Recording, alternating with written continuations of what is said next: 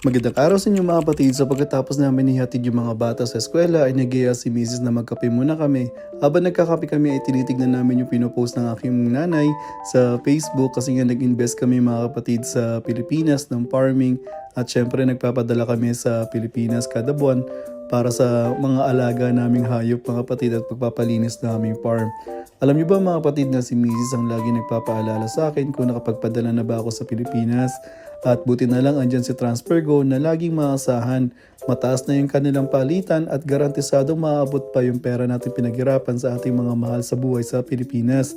So ito yung aming pinapagawa sa Pilipinas mga kapatid, yung aming farmhouse na para pag uwi namin ay komportable kami. Papasalamat talaga ako kasi nandyan pa yung aking mga magulang na nag-aasikaso ng pinapagawa namin.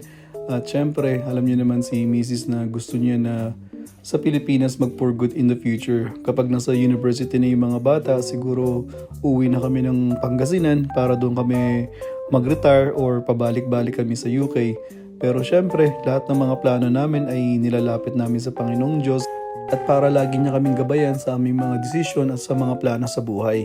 Kasi napakasimple lang talaga ng pangarap ng aking misis mga kapatid ang mag-for good sa Pilipinas kasi talagang napamahal na sa kanya yung bansa nating Pilipinas at yung mga kababayan nating Pilipino ay napamahal na rin sa kanya. Salamat po!